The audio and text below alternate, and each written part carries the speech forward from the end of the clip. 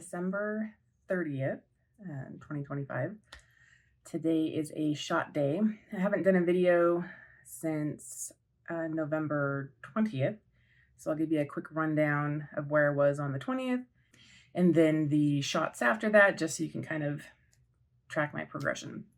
So on the 20th, I weighed in at 249.1. On the 25th, I was 250.5. On the 30th, I was 249.1. On December 5th, I was 247.3. On the 10th, I was 245.7. On the 15th, I was 246.7. On the 20th, I was 244.8. 5 days ago, on the 25th, I was 245.6. And then today, I was 244.3. So my 244.3 is roughly, 6 pounds since my last video on the 20th. So 6 pounds in over a month. It's not awesome. It's something, so I'm happy about that. I did go up this last shot. I started taking 10 milligrams instead of the 7.5s. I feel like it's definitely taking longer to digest food. That has its pros and cons. The pros is that I'm fuller longer, right? And that's kind of the name of the game, so you don't overeat. The cons, though, is that if I eat anything that is fermentable, say yeasted products like bread, I ferment that in my stomach and I get the worst bloating and gas pains. I was in so much pain yesterday, and that's all because I believe it was from this one artisan roll from Costco. The night before, I had just buttered it and put a little bit of garlic on it for some garlic bread. So not that much, right? Just one of those little square artisan roll things. And while sleeping, I was fine. It was the weirdest thing, though. When I woke up and then I moved position in bed, it was almost like a tire iron, like a tire pump, just pumped my entire abdomen. It was the weirdest sensation because I could feel it go. I don't know if maybe the way I was sleeping was keeping myself compacted and compressed, so there wasn't a lot of room to move. I don't know how that works, but I was in so much pain yesterday. My entire stomach was so tight, right underneath my sternum, down to past my belly button. That whole area was just trapped with air. I was like, man, if I just had a really long needle, like they do those amniocentesis things when you're pregnant, if I could puncture my intestines and just let air out, I would have been probably okay with that. It hurt so bad. So that, I think, is a downside to the 10 milligrams for me. Today was just my second day taking the 10 milligram shot, so we'll kind of have to just play it by ear. But yeah, health-wise, let's see. I think I had seen my other lady doctor after my last video. So when I went in to see them, they thought that maybe I had something called mastocytosis, because everybody has these mast cells, M-A-S-T, mast cells. And apparently, if you have this mastocytosis thing, your mast cells can rupture more easily, and those cells have histamine and a whole bunch of other stuff. So they were telling me that if you're very histamine sensitive, it can cause a ton of things like anxiety and the flushing, the rosacea, and weight gain, and just a crap ton of things, inflammation, stuff that I actually have. And so I was like, oh, so basically they put me on this I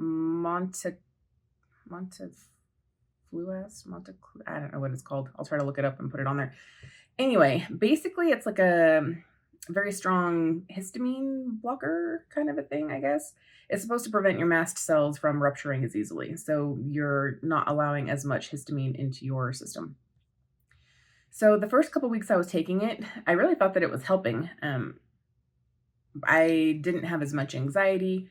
My flushing had gone down, and I don't know if it was just psychosomatic or if it was actually helping. In the meantime, though, that same time I was there, I had given 8 vials of blood. They tested for so many different things, and they got those results back. And apparently, I do not have this master. Well, I think it was like tryptase or something like that. That's supposed to indicate whether or not you have histamine issues. Those numbers were fine. They thought maybe that I was borderline or diabetic, and I'm like, nah, I don't think so. I said I'm on the tirzepatide, so if anything, that should be helping that. And they're like, well, like they first wanted to put me on metformin before even doing the blood test. Like they were ready to be like, let's have you on this. So when I did the blood work though, my A1C looks great, as it should, since I'm on tirzepatide, which is originally a diabetic, medication. So my A1C is good. My tryptase levels were fine. They tested my estrogen and testosterone and all that kind of crap. All those numbers are fine. So I was like, well, do I even need to keep taking this medication then? Because I would rather not take a medication if I don't need it, right? And also, in the meantime, I noticed that I started having like these dizzy spells, and I started having this really foggy, fuzzy headspace, which is not ideal when you're driving. But also, I would just be like maybe sitting in bed reading, and all of a sudden, I would just be like, whoa, like my vision would get blurry, and I would kind of like lose my breath a little bit, and it was really scary. And at first I was thinking maybe it was like blood pressure. So I'd check my Fitbit, and sometimes that was low, but sometimes it was like my heart rate rhythm was fine. So I don't know. I don't know what was going on there. But I started thinking, well, if I don't have this mastocytosis, do I even need to take this other stuff? So I emailed them and said, hey, should I stop taking this then? Didn't hear back from them. So I just took myself off of it. And my flushing has come back. I do notice that. My anxiety is about where it was because it was starting to ramp up again, even after I had the blood work stuff back before I stopped taking the meds. But my dizziness has gone down and my head fogginess has abated. So I think it was that medication that was causing those problems. I go back in to see them in a couple weeks. I'm pretty sure I have it. I was going to wait 6 weeks and then go back and see them. So it's maybe January sometime. So I'll follow up with them. I did not mind not having the overly flushed cheeks all the time. It's actually not too bad right now. So I don't know. I still want to do the injectable testosterone as opposed to the cream because my libido still isn't where I would like it to be, meaning it's pretty much non-existent. And I have heard good results from switching to an injectable version of testosterone versus the cream that I'm currently on. So I don't know. We'll have to see about that. My back pain, luckily, thankfully, has been really good lately. I haven't really been having any problems with it. It twinges on occasion, but nowhere near to the point where it was, a month and a half ago, where I was just in excruciating pain. So that's doing pretty good. I was trying to do a 1 mile walk a day during the work week, Monday to Friday. That's kind of fallen by the wayside these last week since the boys have been out of school. I've kind of just been sleeping in and just enjoying, being lazy, I guess. So I'll probably pick that back up at some point. We have tons of junk food in the house right now. And that is solely down to me because I'm the one that does the majority of the shopping. And, I go to Costco and I'm like, oh, these are still on sale. So I'm going to buy those little Ghirardelli square candies or whatever. Or they had their chocolate truffles with toffee bits in them, whatever.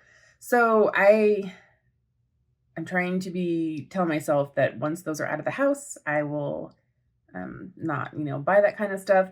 I do get stuff at Smith's or Kroger's, depending on where you live. They have clearance items, and I go to Smith's pretty regularly to look for their clearance stuff. A lot of times I'll get salads that have been discounted or lunch meat, that kind of thing. But I also do look to see if they have candy on sale. And a lot of times, well, regularly, I should say, not a lot of times, but regularly they do have like Milky Ways or Nerds clusters or something that has been discounted. So I'll grab those when they're on discount. I'm trying to tell myself that I don't need to do that. Because that's just an extra cost for one, and we're maybe thinking about tightening the money situation this year, but it's just something that all of us don't need, and if it's not in the house, we don't need it. So that is something I'm looking into or trying to convince myself of. Man, my hair is crazy. There we go. I start working at TurboTax again in about a week or so. And, I'm not I'm looking forward to it. It's not gonna think it's the best job in the world, but it is decent. I'm curious if it's more going to be toward like last spring when I started this, it was getting closer to tax time. It was constant, like you were on the phones all the time. But this past fall, when I did the October, because there's an October extension filing deadline, um, we got booted all the time because there just wasn't enough volume for the amount of people that they had hired.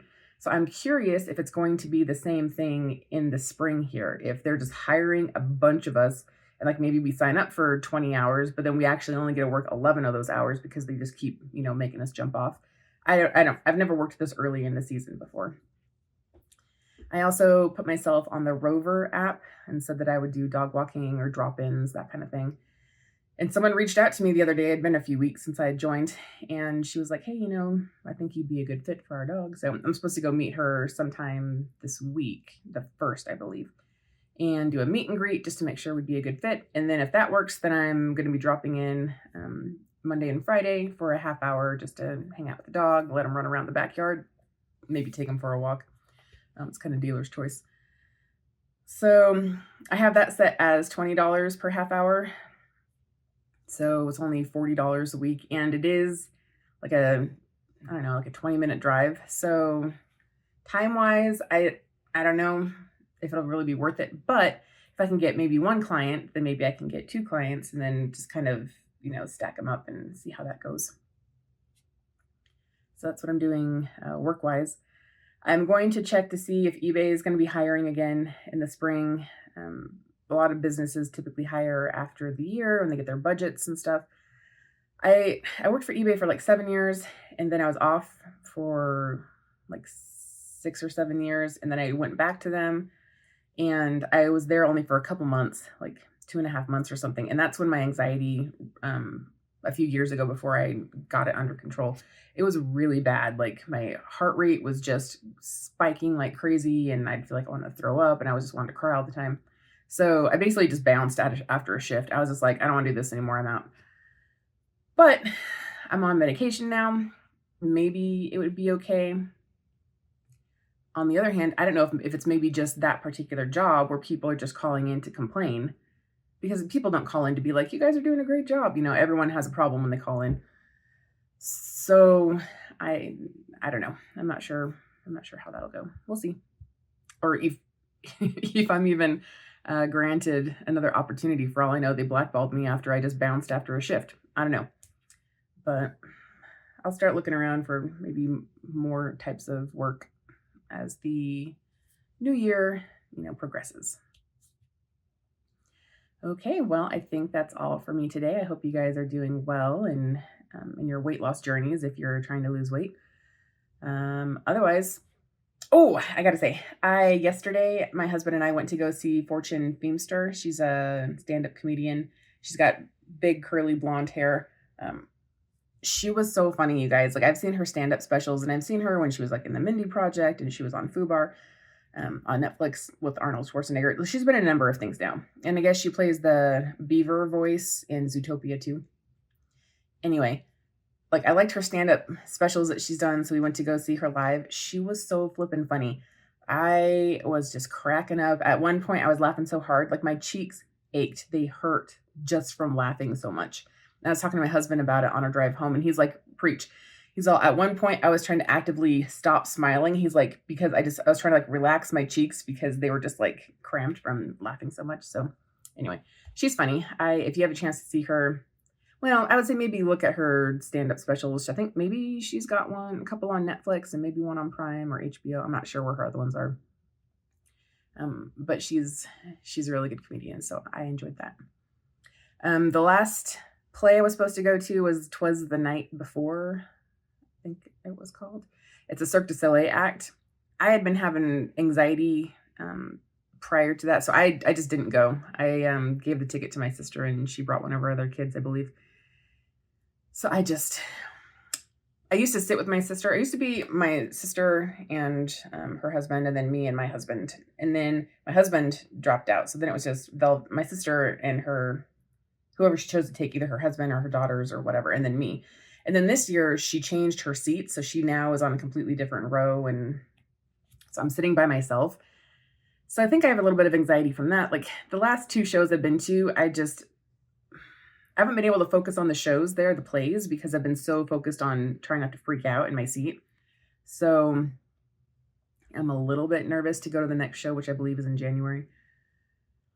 I generally have a good handle on my anxieties. Like my medication keeps it pretty stable, but sometimes it just gets the better of me and I hate it.